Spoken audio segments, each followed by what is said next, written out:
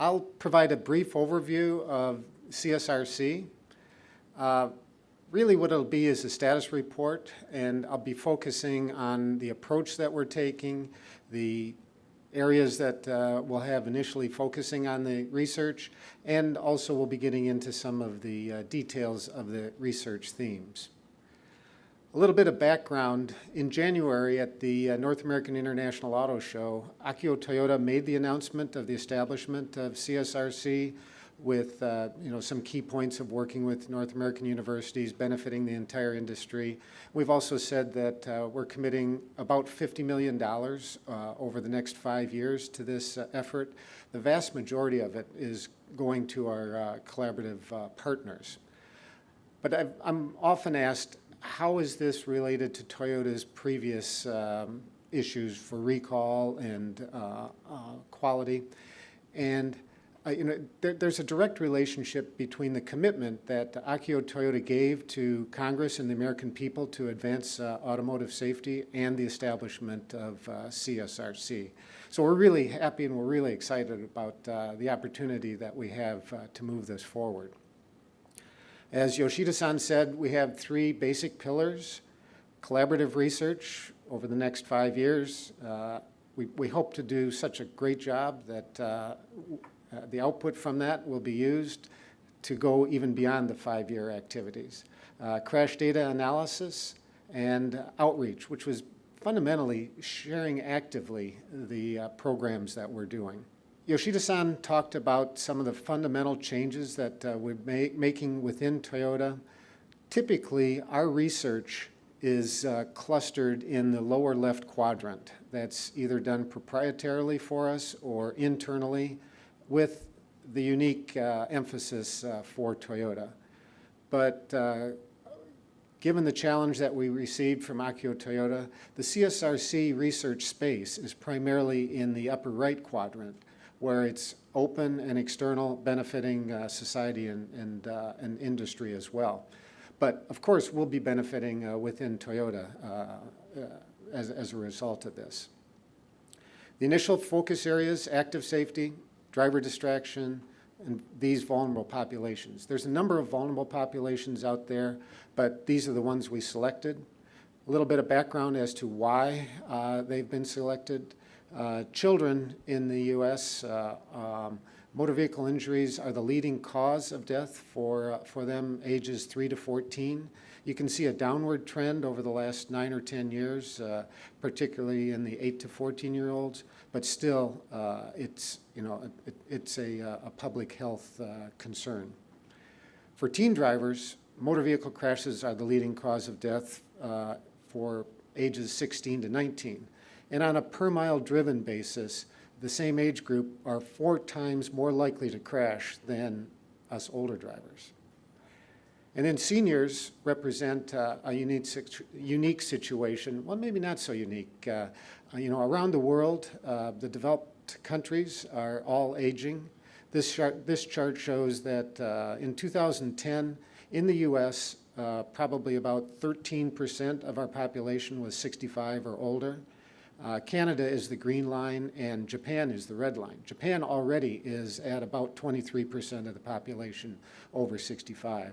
But as we project out to 2040, we grow to about 21%, and Japan goes to 35%. Japan is actually a special study place for demographers for many issues for seniors right now. So we have particular interest, and then that'll be applied globally also. This is one of the famous bathtub curves that Insurance Institute for Highway Safety developed a few years ago. But what it shows is that the number of drivers involved on a per mile driven, per 100,000 miles driven basis. Pedestrians are also typically over in the U.S.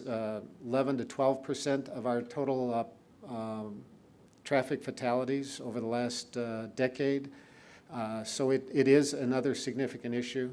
But an interesting point happened in 2009 in Japan, and it's actually crossed over. So there were more people killed as pedestrians in Japan than actual occupants of vehicles. And so what we learn here, we'll clearly be sharing with Japan and the rest of the world. Yoshida-san also talked about the three-part safety approach: people, vehicles, traffic, environment. That approach isn't unique to Toyota.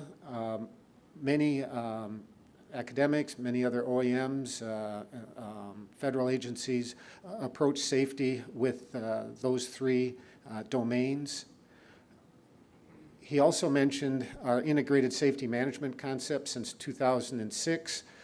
We've been talking about the different, the regular driving patterns from parking, active safety, pre-crash, passive safety, and emergency response.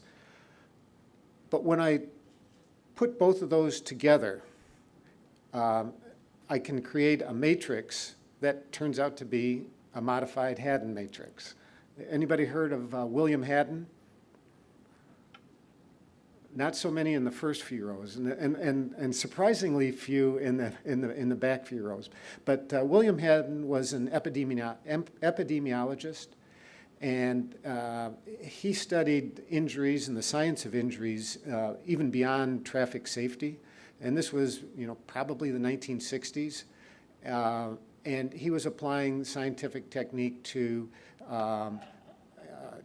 to study and how to have interventions to reduce them. His basic concept was you had an injury, and you had an event that caused an injury, and there was activities that happened before that event that you could maybe adjust or maybe affect so that you could prevent it, or there's activities that happen after the injury so that you could potentially mitigate the results. And he also talked about the domains that could be affected in these countermeasures or these interventions. And so it turns out to be the Haddon matrix. And so we're using this for CSRC as our basic strategic direction for establishing the portfolio. In addition to the normal driving that Yoshida-san talked about, I've added another column called pre-drive culture. And we'll be working on education, beliefs, and values research to help also reduce the serious injuries and fatalities. Another reason to utilize this matrix is to be able to explain to fellow researchers where our focus points will be.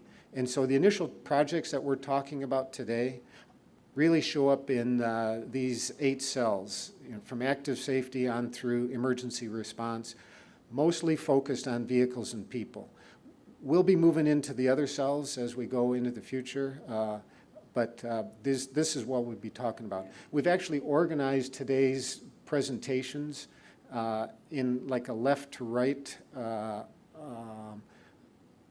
process from training to active safety to passive safety types of activities. So there is some logic to how you'll be hearing some of our researchers and the collaborative partners.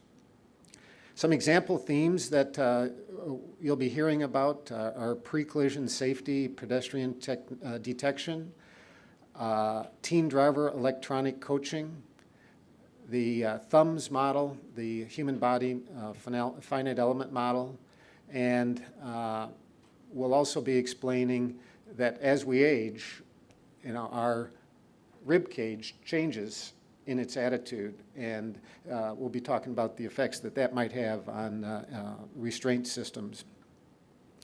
13 initial research themes are listed here, organized a little differently from human factors to active safety and injury biomechanics and post-crash projects. Throughout today, you'll either hear presentations or see demonstrations on 8 of those.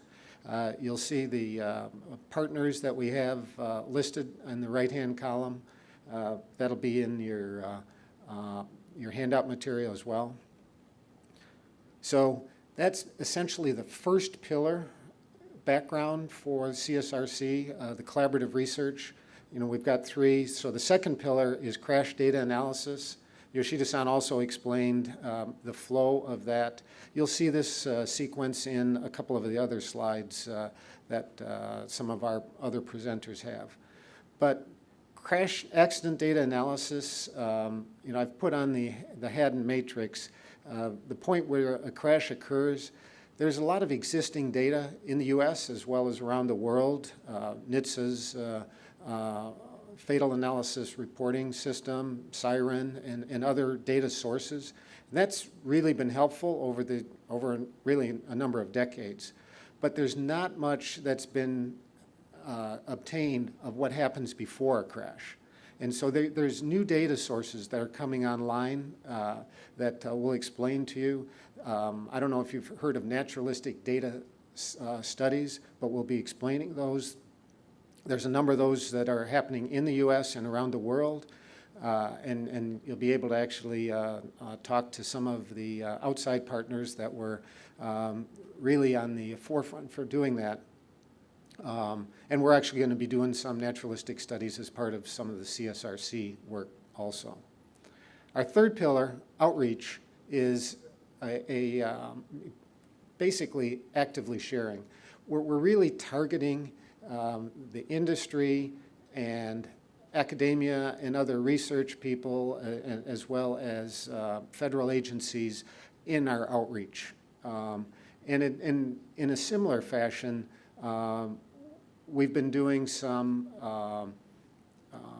research on our hybrid plug-in Prius, and through a website that Toyota Motor Sales has established, which is ESQ, Environmental Safety and Quality. We've modeled a website that'll be going live this week for CSRC. It'll be part of the ways that we'll be sharing the information with other academics, as well as really anybody. It's a public website. And there'll be interactivity with our partners, and so they'll be able to put information up there, not only on projects that we're doing together, but also items that they want to share through this outreach activity.